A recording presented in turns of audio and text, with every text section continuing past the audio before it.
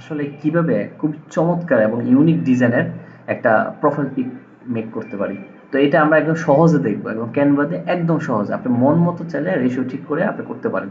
তো এটার জন্য আমি চলে যাবো কোথায়, আমার ব্রাউজারে গিয়ে কি করবো, আমি ক্যানভাতে চলে যাবো। ওকে, তো ক্যানভা একদম হোম পেজে চলে আসছে, আপনারা দেখতে পাচ্ছেন।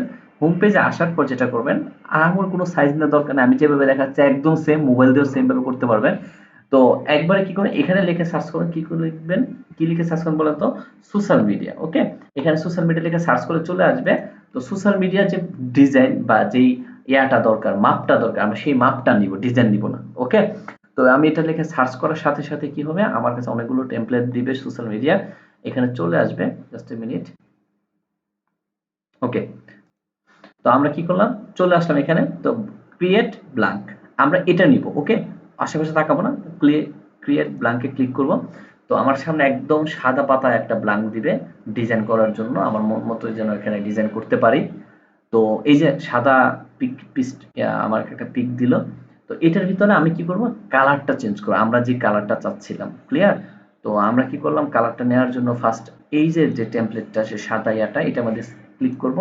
ক্লিক করার পরেই কি হবে, এই যে উপরে কর্নারে দেখবেন কি ব্ল্যাক ব্যাকগ্রাউন্ড কালার। তো মোবাইলও সেম ভাবে করতে পারবেন। ক্লিয়ার? ব্যাকগ্রাউন্ড কালার এটাতে ক্লিক করব। ব্যাকগ্রাউন্ড কালারটা আগে চুজ করব, চুজ করার জন্য সবার নিচে চলে যাবে, গ্রাডিয়ান কালার আছে অনেকগুলো, মানে অনেকগুলো কালার একসাথে করাকে গ্রাডিয়ান কালার বলে।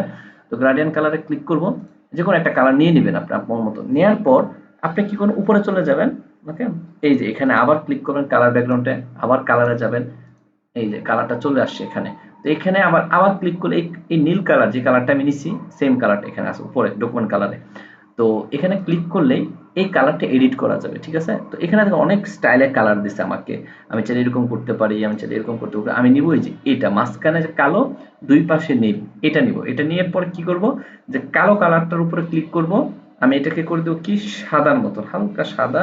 ওকে, আর যে নীলটা এটাকে কি করে দেবো, আমরা যে কালারটা চাচ্ছিলাম, অর্থাৎ এটাকে একটু কমাই, এটাকে নিয়ে আসি। আমরা কোন কালারটা চাচ্ছি, আমরা চাচ্ছিলাম এই কালারটা, রাইট?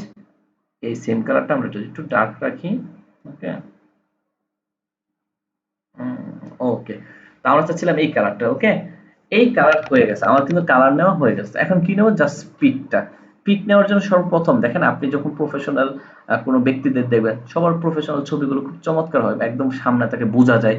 তো আপনি এরকম কোনো পিক দিবেন না যেন আপনাকে না বোঝা যায়। ওকে, এই ডিজাইনটা কেন নিলাম, কারণ দেখাচ্ছে আপনাকে।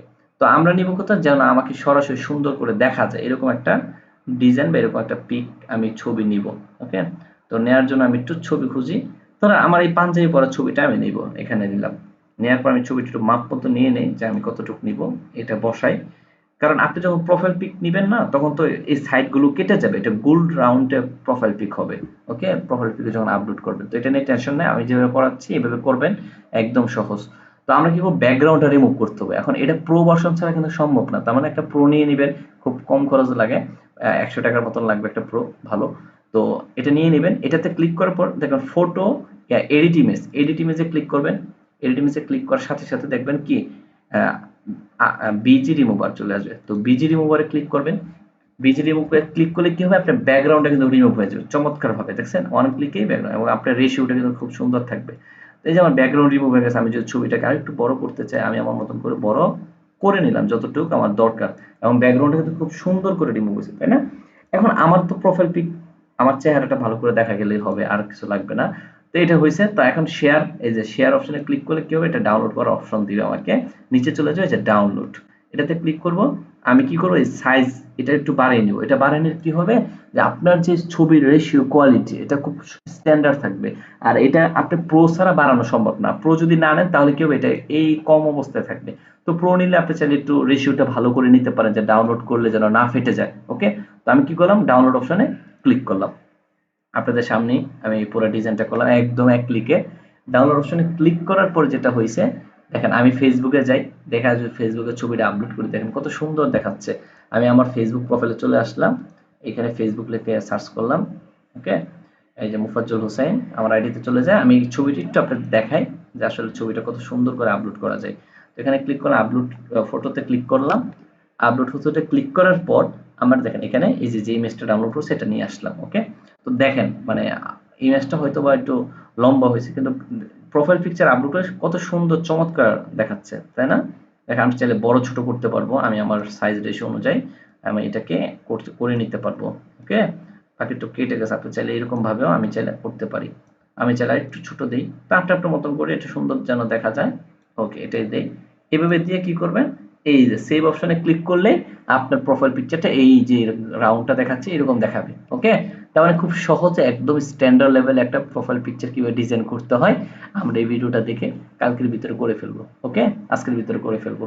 তো যাই হোক, সবাই আল্লাহ হাফেজ। কারো কোনো অসুবিধা কোনো প্রশ্ন আমাকে বলে নেবেন, আমাকে মেসেজ করবেন, আমি ইনশাআল্লাহ আসছি সর্বদা।